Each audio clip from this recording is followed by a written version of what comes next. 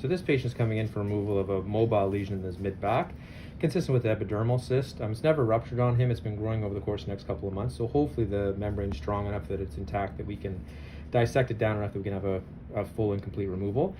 We've marked the edges. So this is the edge of the actual cyst, where you see it's swollen like this is where we've infused lidocaine. We have another Dr. Jane working with us, her last day actually with us today.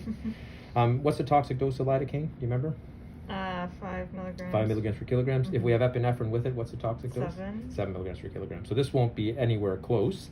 It's only if you have big areas that would be relevant for us. So once we've frozen that, what we're going to do is we're going to size this linearly and dissect it down, and then we'll sort of see how well we can dissect this out. So again, doesn't hurt when I do that? No. So he's not just had the circumferential block. We put some over top, which is kind of should be redundant, but we'll see how we do with that.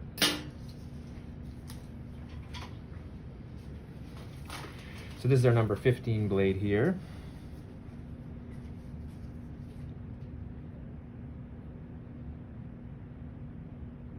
So because this is swollen up, I'll do just a very, take that there for me.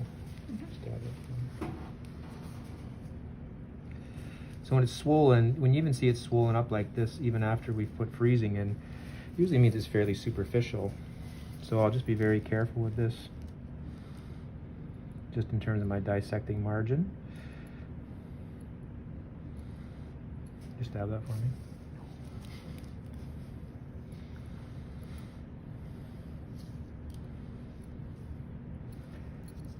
And again, you can open these right up. The only issue being is you always want to make sure that you take the capsule out entirely. And so when you rupture the capsule, you just have to make sure that you've got all of it, and that becomes just a little bit more challenging.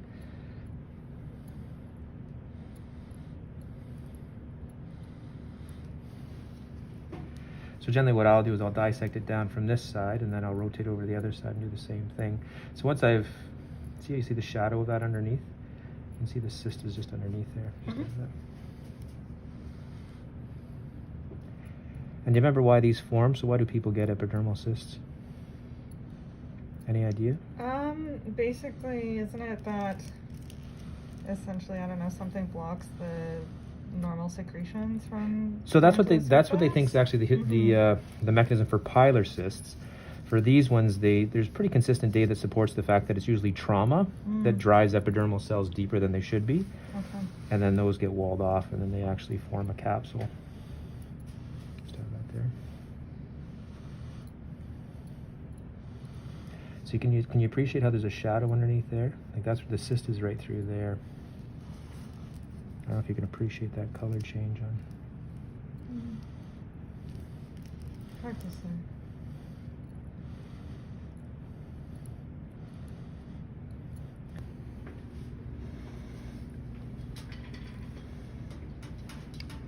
So essentially I'm doing the exact same thing on this side.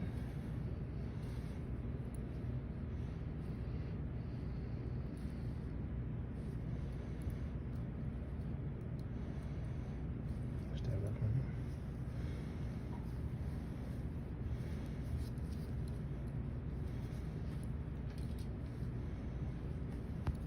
And you're okay? Yep. Just feeling pressure, no pain? No pain. Good.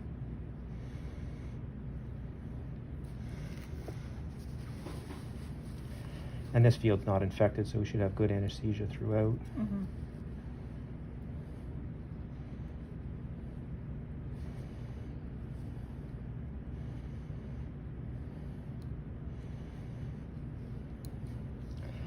So you can get a feel for it. You see the cyst sitting in there. You can sort of feel the body of it.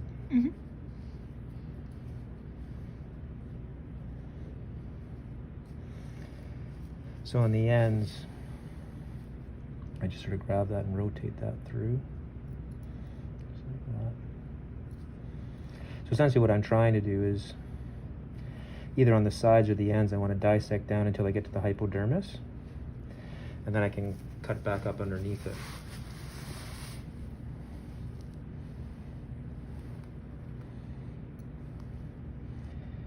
And for these ones, the longer you can leave the capsule intact, the easier it is just to make sure that you're guaranteed that the whole thing's been dissected out.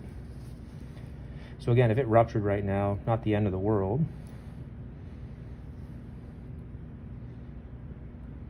So you can see there, you can appreciate that's all cystic material there. Mm-hmm.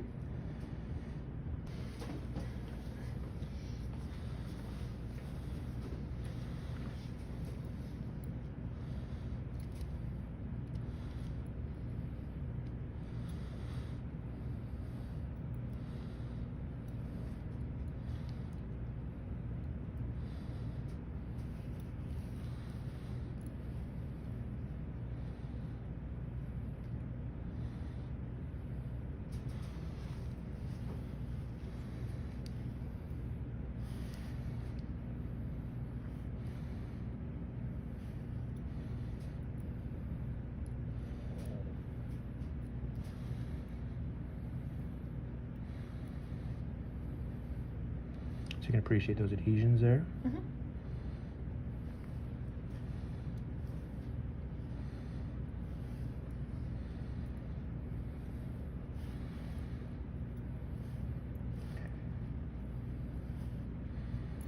So that's all I'm trying to do is just see them there, those adhesions.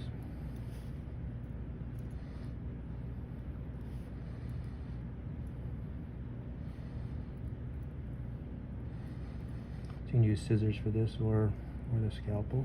Mm-hmm.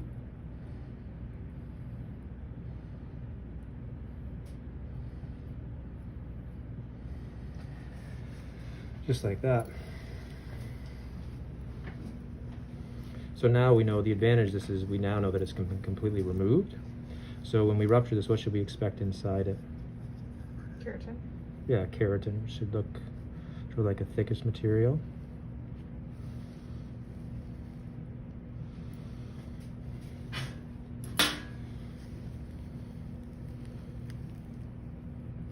Just like that. So not too difficult, but all I'm saying is if we rupture this, and this is all over the field, it just makes it a little bit more challenging to make sure that you've taken out the entire thing, whereas now we know that the entire thing's been removed and there's no risk of recurrence. Mm. So the debate with this one now becomes, should we add dermal stitches versus just doing superficial stitches? So we did a linear incision here. So the advantage of the linear incision is we've taken out mass, so this should want to close together. So this should heal nicely with just superficial interrupted stitches. Mm-hmm. If I'd done an elliptical incision, even though this looks like an ellipse because of the way I dissected it out, we would have taken more material, and I would want to leave that or assist that in closing by putting in a dermal stitch. So if I still can change my mind. So if I was going to put these in and it wasn't coming together easily, Oh, okay. then I would change my mind. So here's our V here. So 3 loops. I grab the tail, and this should lay flat like that. So here, if I pulled this and found that I had to add a lot of tension to it, then I would change my mind even at this stage and say, I should add a dermal stitch in. Because if you find your surface stitches are under tension, that just means that when we take these stitches out, the tendency for that to pull apart. Mm-hmm. So what's the medical term for that if the stitches open up and they pull apart?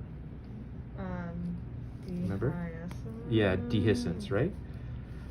And that's what we want to avoid as much as possible. So these are here. 1, 2, 3. Just like that. The other part of this too, if we'd ruptured it, then I would certainly be irrigating this field. Right. You know, even though, to be honest, keratin is protein. You know, if it's infected, it's very different. But that's something the body would digest anyway. Okay. But you'd certainly want to make sure from just for being clean perspective that that's all taken care of. Mm-hmm. So here again.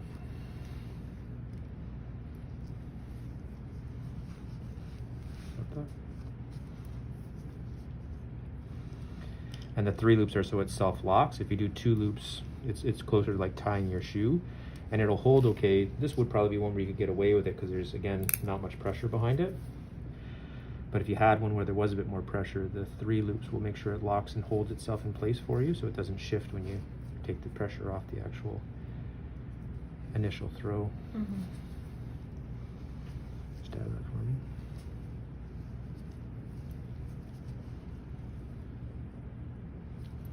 You're still comfortable? We're almost done.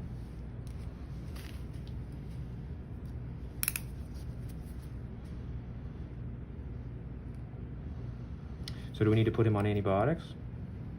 No. Yeah, remember we talked about that before, so that's Mhm. completely the right answer. This is a non-infected field. Even for abscesses, like we talked before, there's Mhm. criteria where the majority of the time we don't have to put them on antibiotics. Certainly keep a close eye on him, and he'll be given instructions for what to look for in case it got infected. But generally, they should heal nicely. So we'll put a dressing on that. We'll see him back in 10 to 14 days.